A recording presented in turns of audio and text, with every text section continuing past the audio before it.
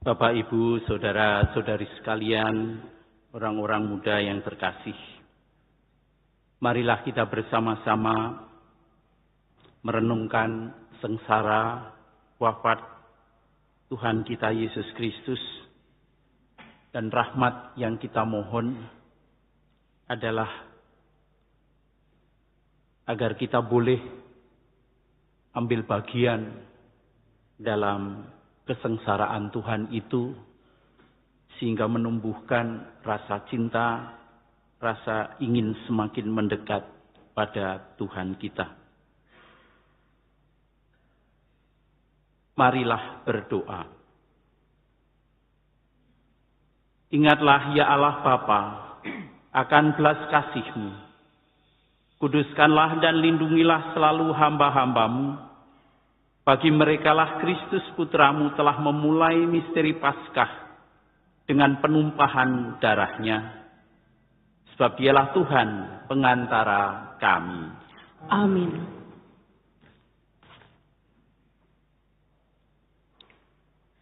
Bacaan dari kitab Yesaya. Beginilah firman Tuhan. Sungguh, hambaku akan berhasil. Ia akan ditinggikan, disanjung, dan dimuliakan. Seperti banyak orang tertegun melihat dia. Rupanya begitu buruk, tidak seperti manusia lagi. Dan tampaknya tidak seperti anak manusia lagi. Demikianlah ia akan membuat tercengang banyak bangsa. Dan raja-raja akan mengatupkan mulutnya melihat dia. Sebab apa yang tidak diceritakan kepada mereka akan mereka lihat, dan apa yang tidak mereka dengar akan mereka pahami. Maka mereka berkata, siapakah yang percaya kepada berita yang kami dengar? Kepada siapakah tangan kekuasaan Tuhan dinyatakan? Laksana sebuah taruk, hamba Yahweh tumbuh di hadapan Tuhan, dan bagaikan tunas, ia muncul dari tanah kersang. Ia tidak tampan, dan semarak pun tidak ada padanya. Kita tidak tertarik untuk memandang dia. Keindahan pun tidak ada padanya, maka kita tidak suka padanya. Ia dihina dan dihindari orang. Dia seorang penuh kesengsaraan. Dia seorang yang tahu apa artinya menderita kesakitan. Ia sangat dihina, sehingga orang menutup mukanya terhadap dia, dan bagi kita pun dia tidak masuk hitungan. Tetapi sesungguhnya penyakit kitalah yang ditanggungnya, dan kesengsaraan kitalah yang dipikulnya. Padahal kita mengira dia kena tulah, dipukul dan disiksa Allah. Sesungguhnya ia tertikam oleh karena kedurhakaan kita. Dia diremukkan oleh karena kejahatan kita. Derita yang mendatangkan keselamatan bagi kita ditimpakan kepadanya. Dan oleh bilur-bilurnya, kita menjadi sembuh. Kita sekalian sesat seperti domba, masing-masing mengambil jalan sendiri. Tetapi Tuhan telah menimpakan kepadanya kejahatan kita sekalian. Dia dianiaya, tetapi dia membiarkan diri ditindas dan tidak membuka mulutnya. Seperti anak domba yang dibawa ke tempat pembantaian. Seperti induk domba yang keluh di depan orang-orang yang mencukur bulunya. Ia tidak membuka mulutnya. Sesudah ditahan dan diadili, ia digiring dan dihukum mati. Tentang nasibnya, siapakah yang peduli? Sungguh ia terputus dari dunia orang hidup, karena kedurhakaan umatku ia kena tulah. Orang menggali kuburnya di tengah-tengah orang jahat, dan waktu mati ia berada di antara orang-orang durhaka, sekalipun ia tidak berbuat kekerasan dan tipu muslihat tidak ada dalam mulutnya. Tetapi Tuhan berkehendak meremukkan dia dengan sengsara. Dan apabila ia menyerahkan dirinya sebagai kurban silih, ia akan melihat keturunannya. Umurnya akan lanjut, dan kehendak Tuhan akan terlaksana karena dia. Sesudah mengalami kesengsaraan jiwa, ia akan melihat terang dan akan dipuaskan. Sebab demikianlah firman Tuhan, hamba-Ku itu sebagai orang yang saleh akan menyelamatkan banyak orang oleh hikmat-Nya, dan kejahatan mereka ditanggungnya. Sebab itu, Aku akan memberikan kepadanya orang-orang besar menjadi miliknya, dan ia akan memperoleh orang-orang kuat sebagai jarahan. Ini semua sebagai ganti, karena ia telah menyerahkan nyawanya kepada maut dan telah rela terhitung di antara kalangan kaum durhaka. Padahal dia menanggung dosa orang banyak dan berdoa untuk orang-orang jahat. Demikianlah sabda Tuhan. Syukur kepada Allah.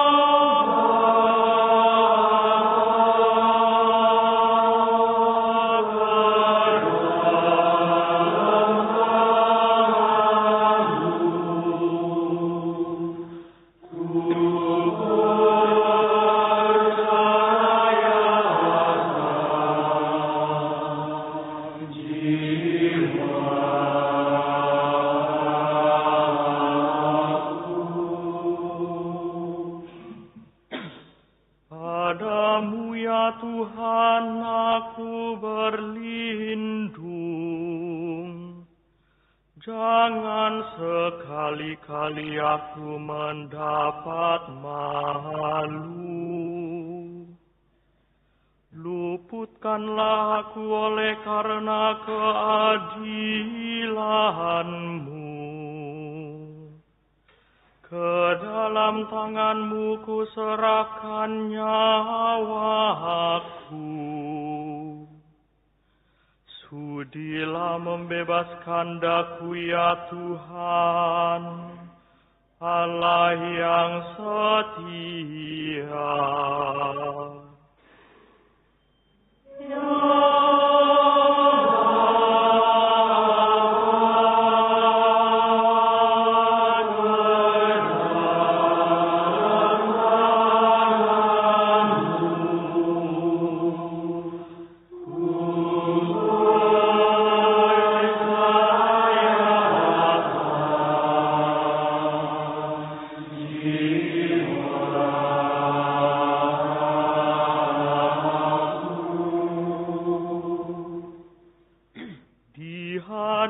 Semua lawanku aku tercela,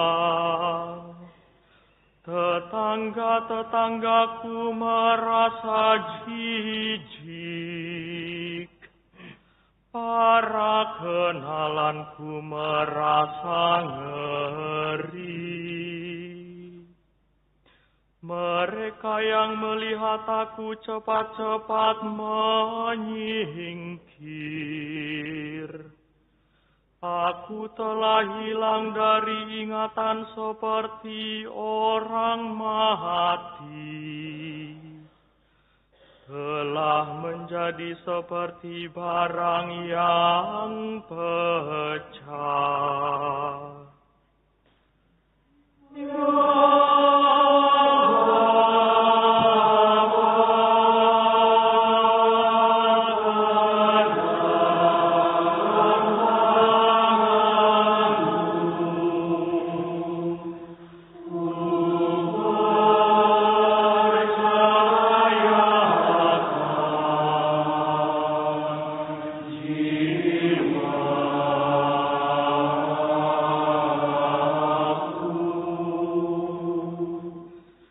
Bacaan dari surat kepada orang Ibrani.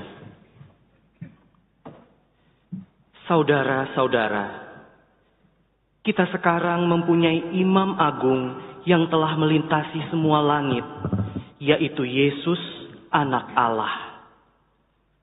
Maka baiklah kita teguh berpegang pada pengakuan iman kita. Sebab imam agung yang kita punya bukanlah imam agung yang tidak dapat turut merasakan kelemahan kita. Sebaliknya, ia sama dengan kita. Ia telah dicobai, hanya saja tidak berbuat dosa.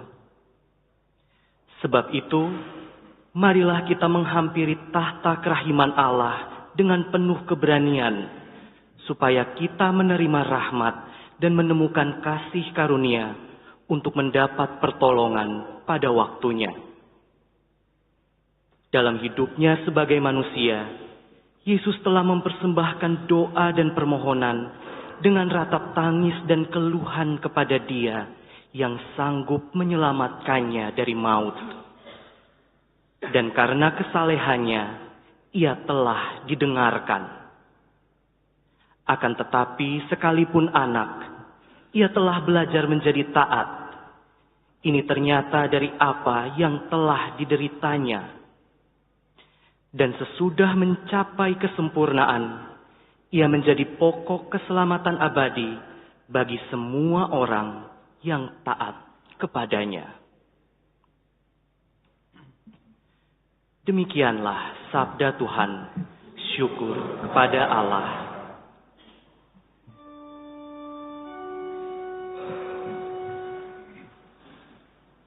Terpujilah Kristus Tuhan, Sang Raja kemuliaan kekal.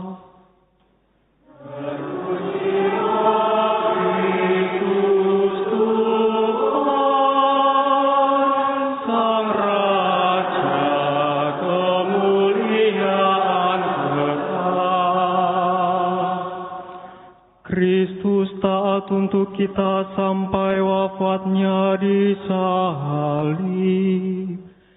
Dari sebab itulah Allah mengagungkan Dia, nama yang paling luhur dianugerahkan kepadanya. Terpujilah Kristus Tuhan, Sang Raja kemuliaan kekal.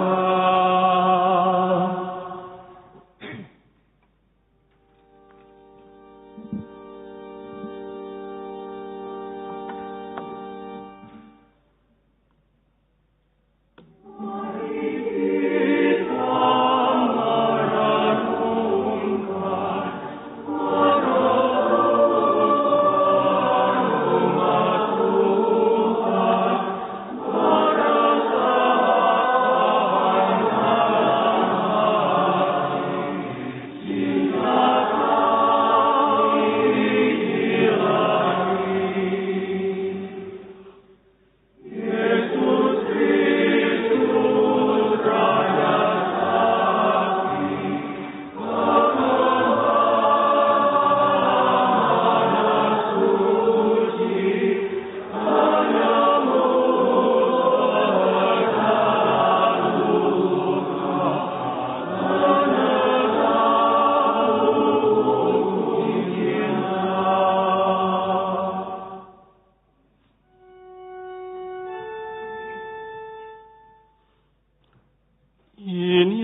kisah sengsara Tuhan kita Yesus Kristus menurut Yohanes. Seusai perjamuan Paskah, keluarlah Yesus dari ruang perjamuan bersama dengan murid-muridnya, dan mereka pergi ke seberang sungai Kidron. Di situ ada suatu taman. Yesus masuk ke taman itu bersama dengan murid-muridnya. Yudas yang mengkhianati Yesus tahu juga tempat itu, karena Yesus sering berkumpul di situ dengan murid-muridnya.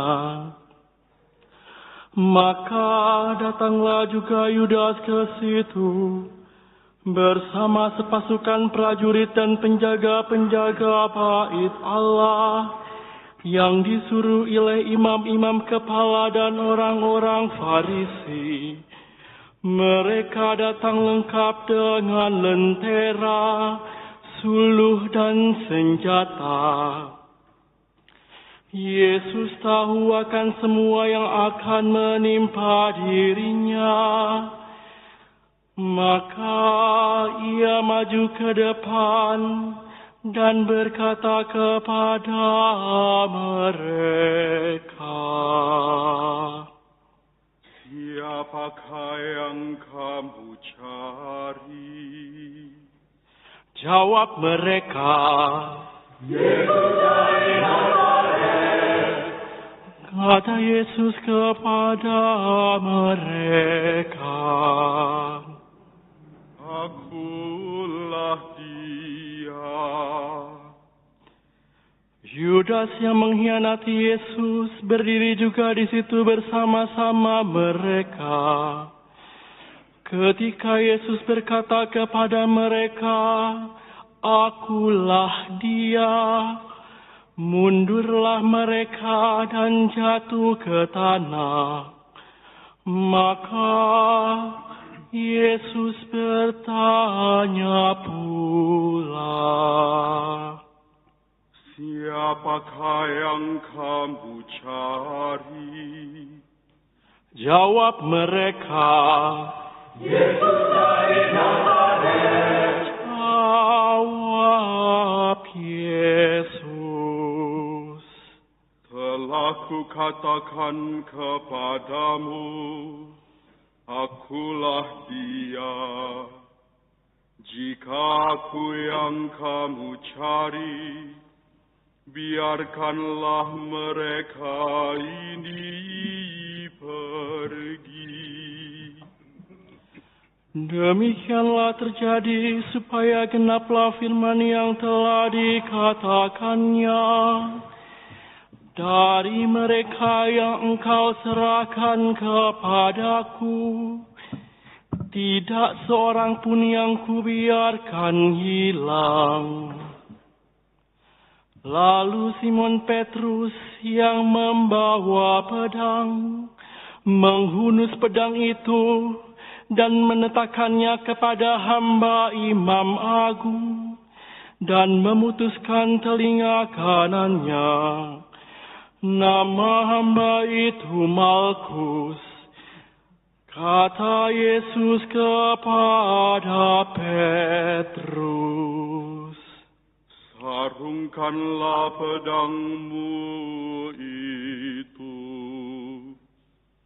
Bukankah Aku harus minum dari cawan yang diberikan Bapa kepada Aku?" Maka para prajurit serta perwiranya dan penjaga-penjaga yang disuruh orang Yahudi itu menangkap Yesus dan membelenggu Dia. Lalu mereka membawa Yesus mula-mula kepada Hanas, karena Hanas adalah mertua Kayafas, yang pada tahun itu menjadi imam agung. Dan Kayafaslah yang telah menasihatkan kepada orang-orang Yahudi adalah lebih berguna Jika satu orang mati untuk seluruh bangsa, Simon Petrus dan seorang murid lain mengikuti Yesus. Murid itu mengenal Imam Agung, dan ia masuk ke halaman istana Imam Agung itu. Tetapi Petrus tinggal di luar dekat pintu. Maka murid lain tadi yang mengenal Imam Agung kembali keluar bercakap-cakap dengan perempuan penjaga pintu, lalu membawa Petrus masuk. Maka kata perempuan penjaga pintu itu kepada Petrus, "Bukankah engkau juga murid orang itu?" Jawab Petrus, "Bukan." Sementara itu hamba-hamba dan para penjaga bait Allah telah memasang api arang sebab hawanya dingin waktu itu. Dan mereka berdiri berdiam di situ. Petrus pun berdiri berdiam bersama-sama dengan mereka. Maka mulailah Imam Agung menanyai Yesus tentang para murid dan tentang ajarannya. Jawab Yesus kepadanya, Aku berbicara terus terang kepada dunia. Aku selalu mengajar di rumah-rumah ibadat dan di bait Allah, tempat semua orang Yahudi berkumpul. Aku tidak pernah berbicara sembunyi-sembunyi. Mengapa engkau menanyai aku? Tanyailah mereka yang telah mendengar apa yang kukatakan kepada mereka. Sungguh, mereka tahu apa yang telah kukatakan.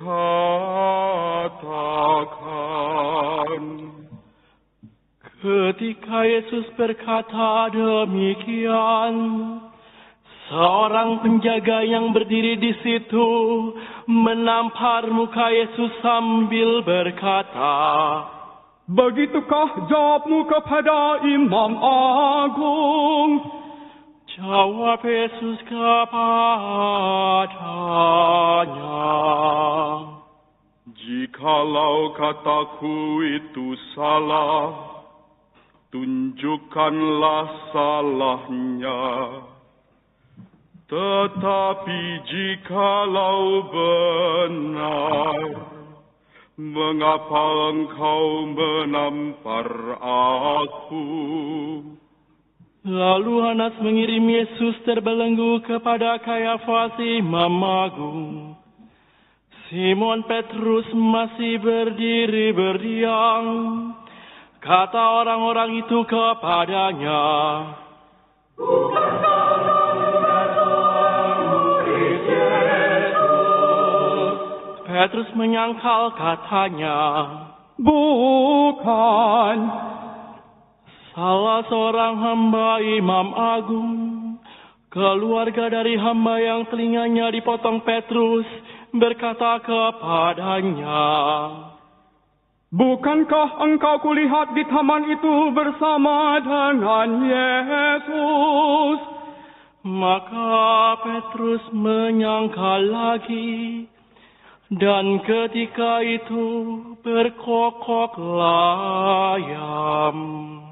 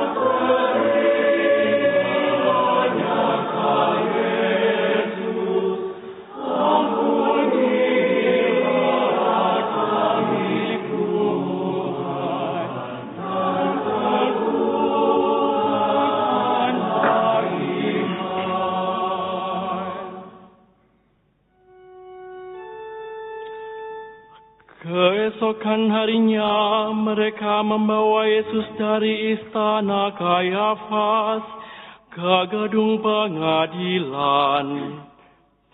Ketika itu hari masih pagi, mereka sendiri tidak masuk ke gedung pengadilan itu, supaya jangan menajiskan diri, sebab mereka hendak makan Paskah. Sebab itu Pilatus keluar mendapatkan mereka dan berkata, Apakah tuduhanmu terhadap orang ini? Jawab mereka kepadanya, Jika ia bukan penjahat, kami tidak menyerahkannya kepadamu. kata Pilatus kepada mereka, Ambillah dia dan hakimilah dia menurut hukum Tauratmu. kata orang-orang Yahudi itu. Kami tidak diperbolehkan membunuh seseorang. Demikianlah terjadi supaya genaplah firman Yesus yang dikatakannya untuk menyatakan bagaimana ia akan mati. Maka kembalilah Pilatus ke dalam gedung pengadilan, lalu memanggil Yesus dan berkata kepadanya, Engkau inikah raja orang Yahudi? Jawab Yesus, Dari hatimu sendirikah engkau katakan hal itu? Atau adakah orang lain yang mengatakan kepadamu tentang aku? kata Pilatus. Orang Yahudi kah aku? Bangsamu sendiri dan imam-imam kepala telah menyerahkan engkau kepadaku. Apakah yang telah engkau perbuat? Jawab Yesus, Kerajaanku bukan dari dunia ini. Jika kerajaanku dari dunia ini, pasti hamba-hambaku sudah melawan, supaya aku jangan diserahkan kepada orang Yahudi. Akan tetapi kerajaanku bukan dari sini. maka kata Pilatus kepadanya, Jadi engkau adalah raja? jawab Yesus, Seperti yang kau katakan, aku adalah raja.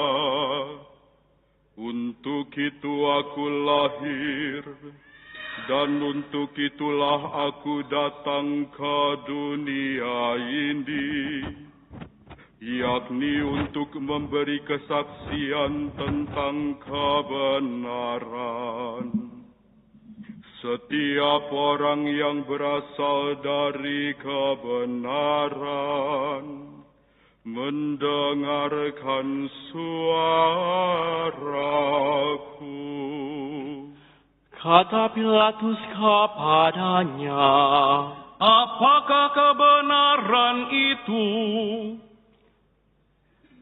Sesudah mengatakan demikian, Pilatus keluar lagi mendapatkan orang-orang Yahudi dan berkata kepada mereka, Aku tidak mendapati kesalahan apapun padanya, tetapi padamu ada kebiasaan bahwa pada hari raya Paskah aku membebaskan seorang bagimu.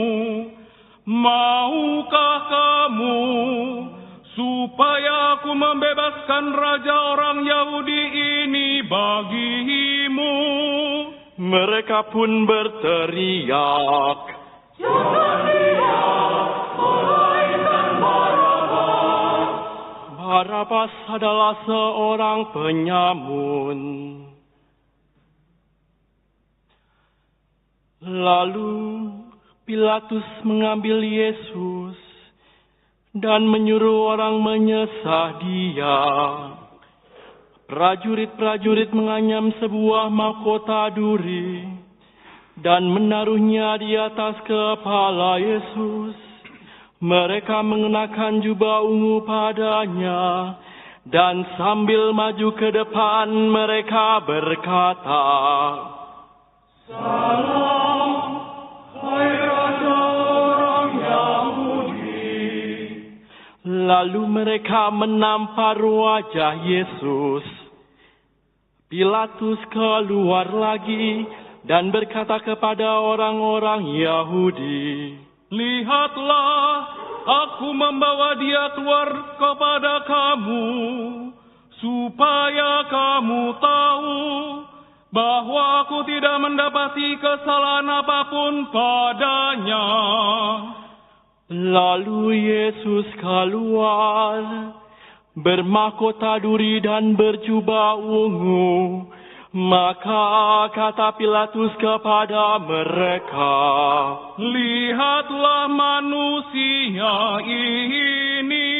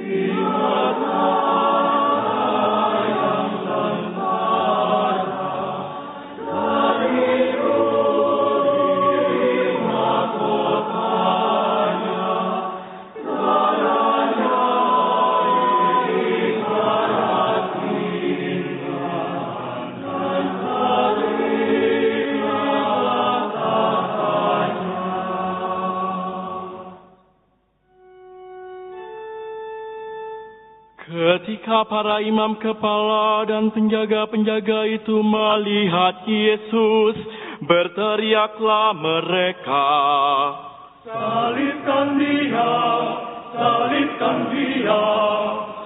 kata Pilatus kepada mereka, Ambil saja sendiri dan salibkanlah dia, sebab aku tidak mendapati kesalahan apapun padanya.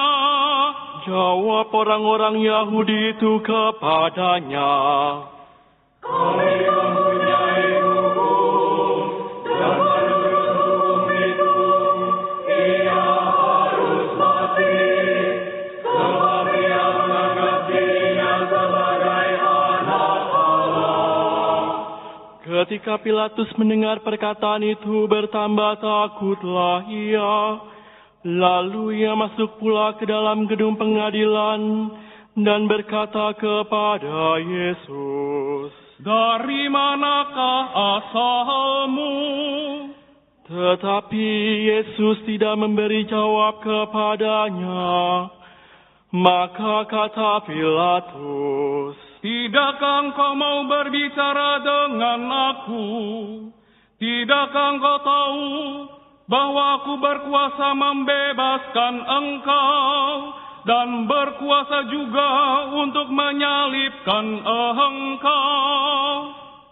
Yesus menjawab, Engkau tidak mempunyai kuasa apapun terhadap aku, jikalau kuasa itu tidak diberikan dari atas. Sebab itu, Dia yang menyerahkan aku kepadamu lebih besar dosanya. Sejak itu, Pilatus berusaha untuk membebaskan Yesus, tetapi orang-orang Yahudi berteriak, "Jika engkau membebaskan dia, engkau bukanlah sahabat Kaisar.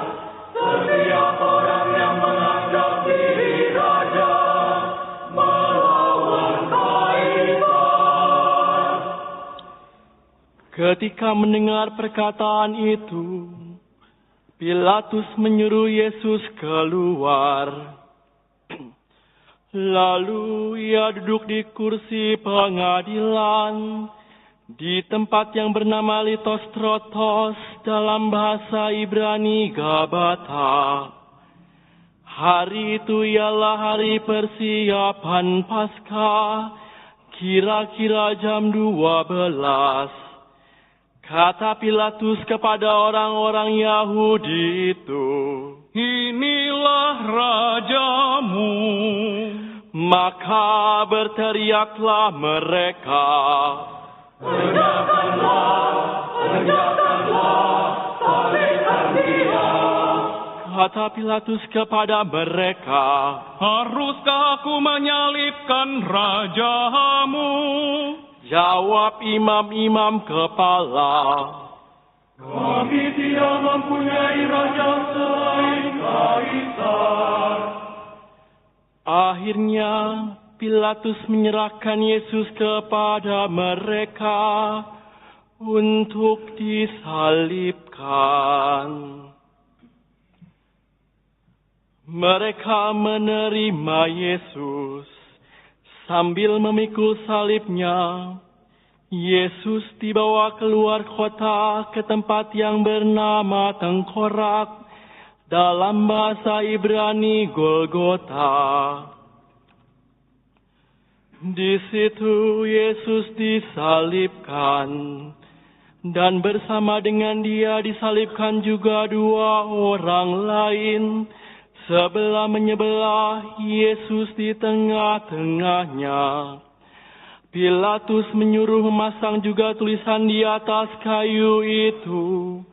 Bunyinya, Yesus orang Nazaret, Raja orang Yahudi.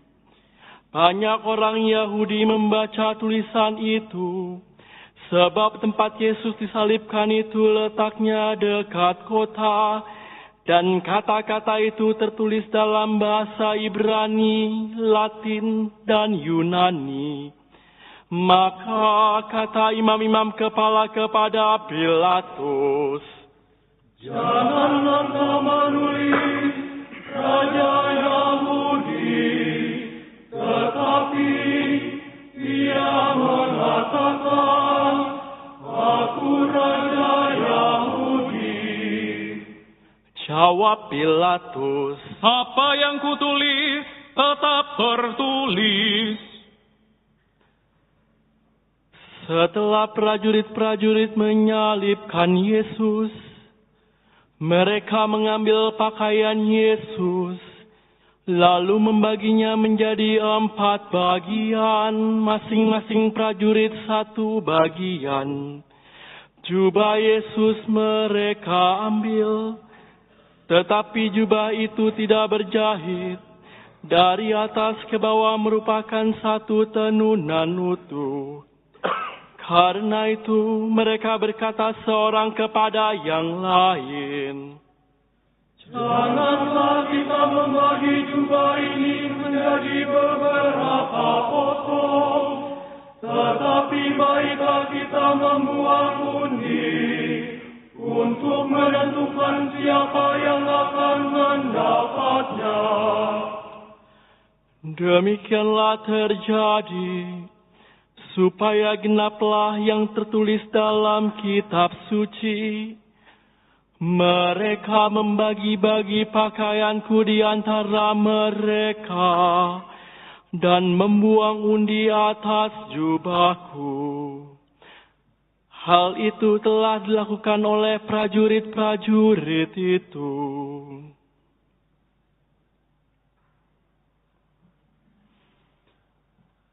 Di dekat salib Yesus, berdirilah ibu Yesus dan saudara ibunya Maria istri Kleopas dan Maria Magdalena.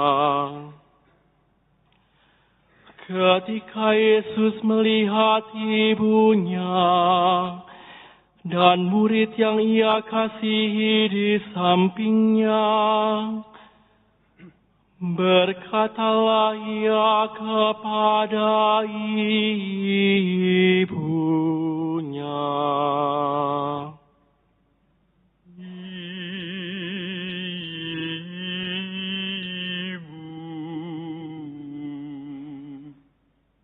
inilah anakmu.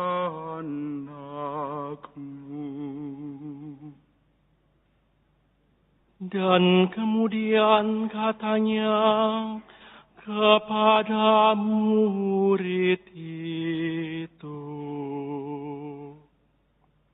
inilah ibumu.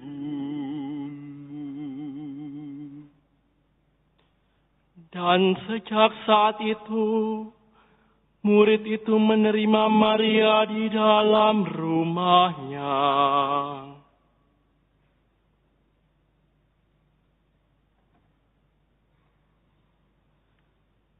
Sesudah itu, karena Yesus tahu bahwa segala sesuatu sudah selesai,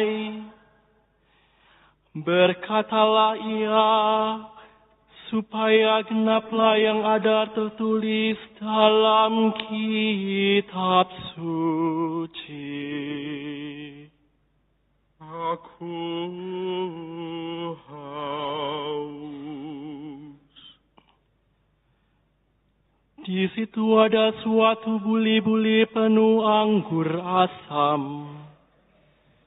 Maka mereka mencucukkan bunga karang pada sebatang hisop, mencelupkannya dalam anggur asam itu, lalu mengunjukkannya ke mulut Yesus. Sesudah meminum anggur asam itu, berkatalah Yesus, sudah selesai. Lalu Yesus menundukkan kepala dan menyerahkan nyawanya.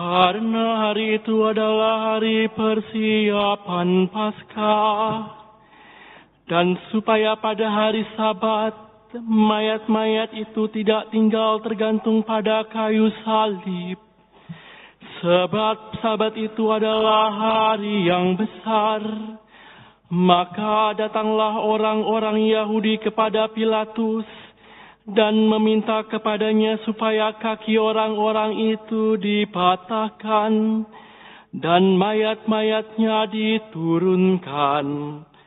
Maka datanglah prajurit-prajurit lalu mematahkan kaki orang yang pertama dan kaki orang yang lain, yang disalibkan bersama-sama dengan Yesus. Tetapi ketika mereka sampai kepada Yesus dan melihat bahwa Ia telah mati, mereka tidak mematahkan kakinya.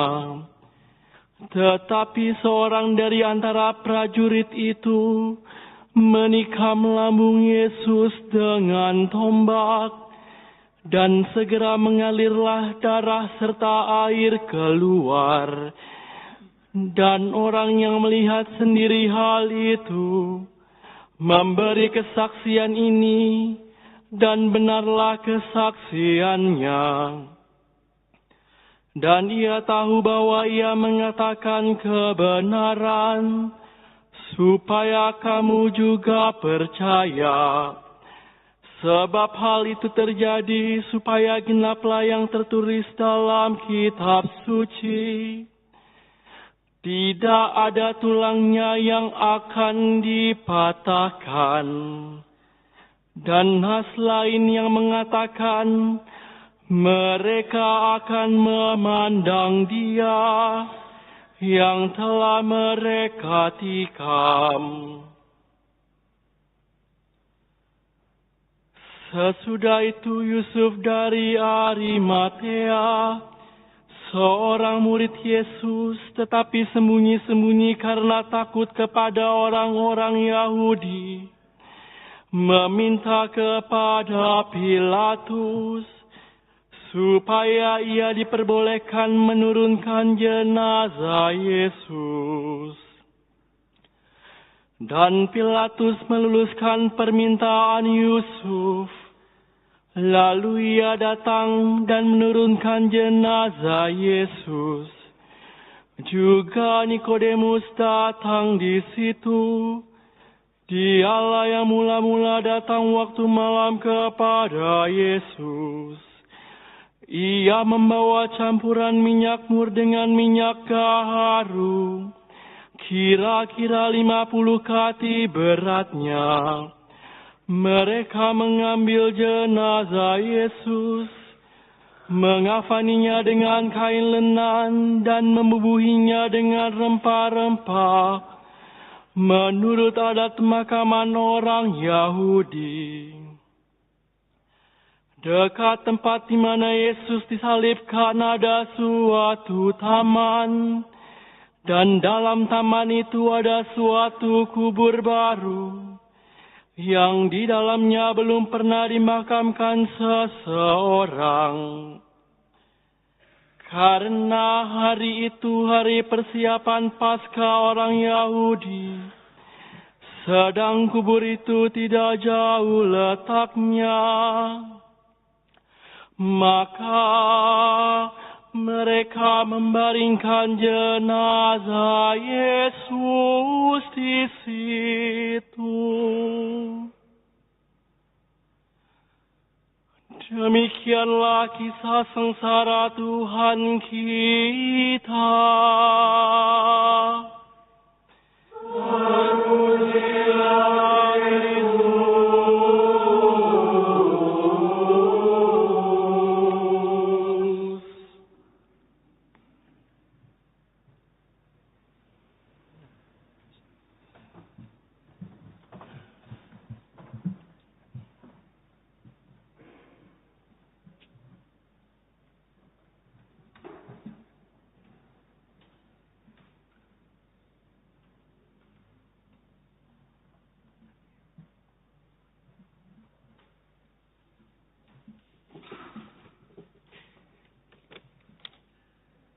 Oma opa, bapak ibu, saudara-saudari yang terkasih, adik-adik, rekan muda sekalian. Lihatlah manusia itu. Itulah pokok permenungan ibadah Jumat Agung yang saya tawarkan kepada Anda semua. Lihatlah manusia itu. Apa yang Anda rasakan semua ketika Anda mendengarkan kisah sengsara yang baru saja dibacakan? Memandang salib di mana manusia itu ada. mengenangkan sengsara Tuhan, apa yang muncul dalam hati Anda? Apakah Anda merasa sedih, terluka, gelisah, atau justru diam karena merasa kisah ini dari tahun ke tahun pun sama saja? Saudara-saudari, namun kalau kita mau jujur, kisah ini bukan hanya tentang kisah Yesus. Dalam permenungan saya, ini juga kisah tentang kegagalan manusia memahami cinta. Yesus berkata, "Aku tidak pernah sembunyi-sembunyi, tidak pernah berbicara sembunyi-sembunyi. Dan aku datang untuk memberi kesaksian tentang kebenaran." Tetapi apa jawab manusia? Salibkanlah dia. Salibkan dia. Teriakan itu tentu bukan hanya milik orang banyak waktu itu. Itu juga bisa menjadi teriakan kita hari ini. Setiap kali kita menyingkirkan suara kebenaran. Setiap kali kita meminggirkan kasih. Setiap kali kita memilih hidup sesuka hati tanpa peduli Tuhan dan yang lain. Kita ini sering ingin Tuhan selalu hadir. Tetapi ketika Tuhan hadir, kita tidak mau Dia terlalu dekat kita. Kita ingin kasih-Nya, tetapi tiba-tiba kita membalik tanpa tuntutan untuk mau berubah. Dalam kisah tadi, bahkan pakaian Yesus pun dibagi-bagikan tanpa sisa. Bukankah ini gambaran hidup kita, hidup Anda? Kita ingin mengambil, menarik berkat sebanyak-banyaknya dari Tuhan, tetapi sering menyisakan sangat sedikit ruang baginya di dalam hati kita. Dan apa yang kita lakukan kepada Tuhan, sering kita ulangi kepada sesama. Kita melukai, kita mengabaikan, bahkan dalam tanda kutip, menyalibkan satu sama lain. Dalam keluarga Anda, dalam relasi pekerjaan, studi, dalam sikap diam yang dingin dan membeku.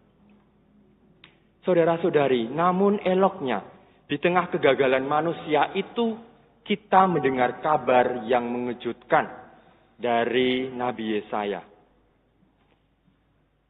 Dia yang tidak seperti manusia lagi, justru mau menanggung penyakit kita, memikul kerapuhan fragile, penderitaan kita.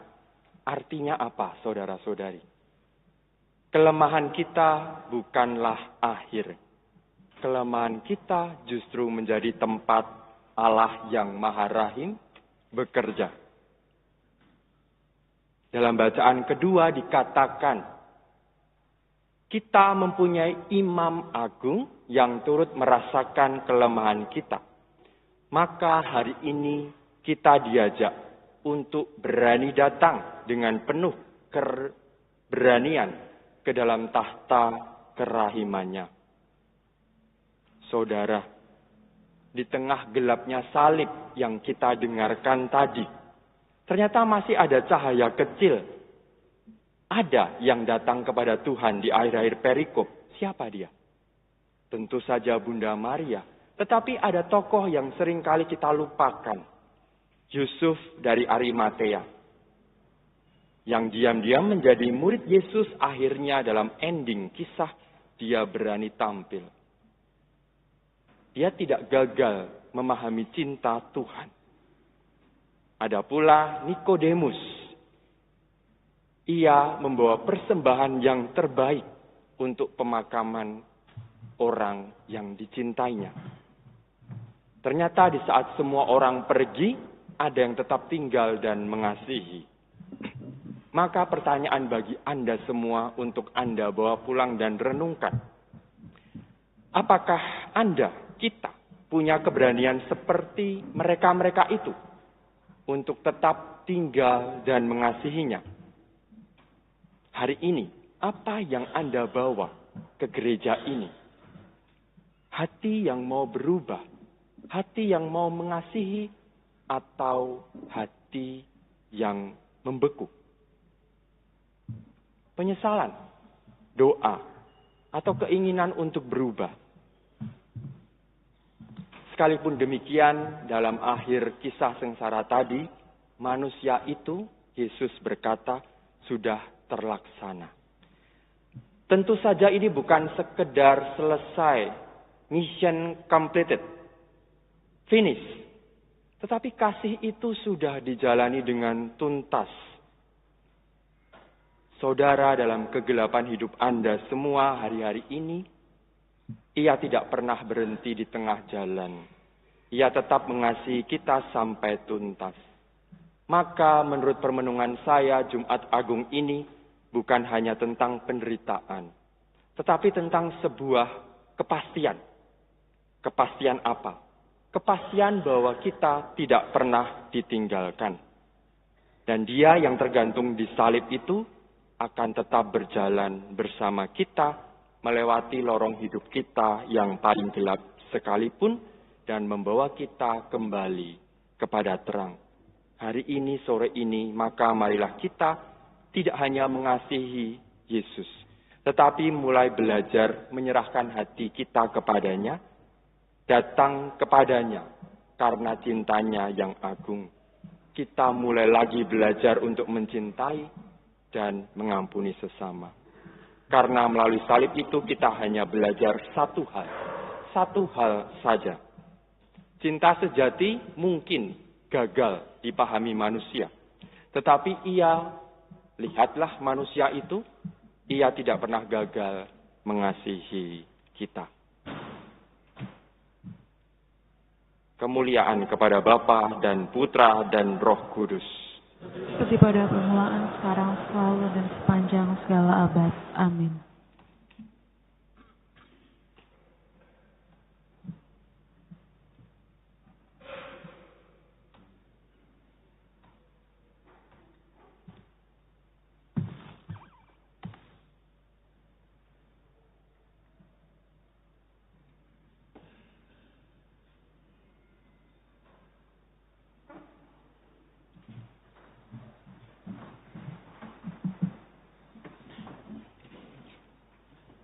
Saudara-saudari terkasih, marilah kita berdoa bagi gereja kudus Allah, supaya Allah dan Tuhan kita berkenan menganugerahkan damai kepadanya, mempersatukan dan melindunginya di seluruh dunia, dan supaya Ia membantu kita memuliakan Allah, Bapa yang Maha Kuasa, dalam suasana hidup yang tenang dan damai.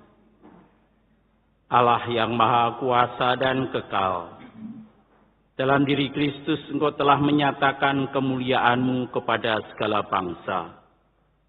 Lestarikanlah karya kerahiman-Mu agar gereja-Mu yang tersebar di seluruh dunia tetap mengakui nama-Mu dengan iman yang teguh. Dengan pengantaran Kristus, Tuhan kami. Amin. Marilah kita berdoa pula untuk Bapa Suci kita Paus Leo ke-14, supaya Allah dan Tuhan kita yang telah memilih Dia menjadi uskup bagi gereja kudusnya, memberi Dia kesehatan dan kekuatan untuk memimpin umat kudus Allah.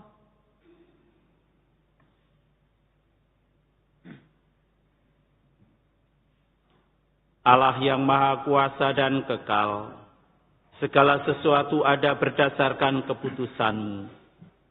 Sudilah mendengarkan doa-doa kami dengan kasih sayang-Mu. Lindungilah Imam Agung yang telah Engkau pilih bagi kami. Semoga umat Kristiani yang Engkau percayakan kepada penggembalaannya berkembang dalam iman dengan pengantaraan Kristus Tuhan kami. Amin. Marilah kita berdoa pula untuk uskup kita, Ignatius Kardinal Suharyo, dan bagi semua uskup, imam, diakon, serta sekalian pelayan gereja, bagi pengurus dewan paroki, pengurus wilayah dan lingkungan, seksi, kelompok kategorial, dan segenap umat beriman.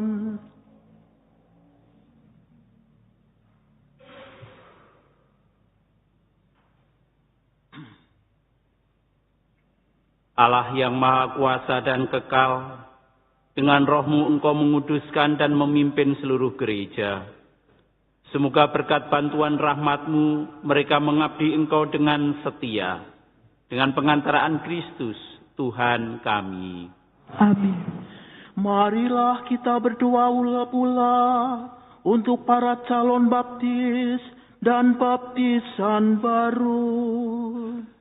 Semoga Allah Bapa membuka pintu hati dan budi mereka terhadap sabda dan belas kasih-Nya dan berkat kerahimannya membasuh mereka dari segala dosa sehingga dapat hidup dalam Yesus Kristus Tuhan kita.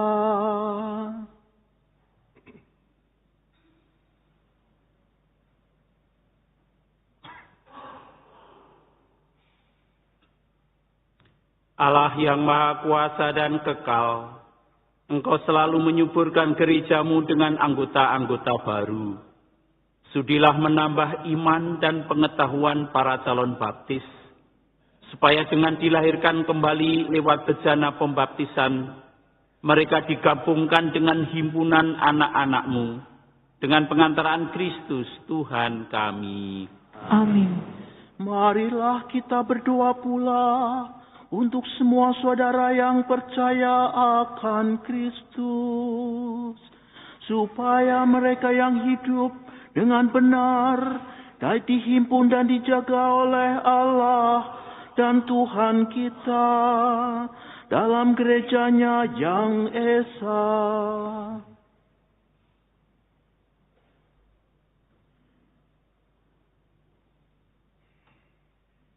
Allah yang Maha Kuasa dan Kekal, Engkau menyatukan yang tercerai dan memelihara yang telah bersatu. Pandanglah dengan rela kawanan domba putra-Mu, supaya mereka yang telah dikuduskan oleh satu baptisan, tidak hanya dipadukan oleh keutuhan iman, tetapi juga disatukan oleh ikatan cinta, dengan pengantaraan Kristus Tuhan kami. Amin. Marilah kita berdoa pula untuk mereka yang tidak mengimani Kristus, supaya berkat terang Roh Kudus, mereka juga dapat menemukan jalan keselamatan.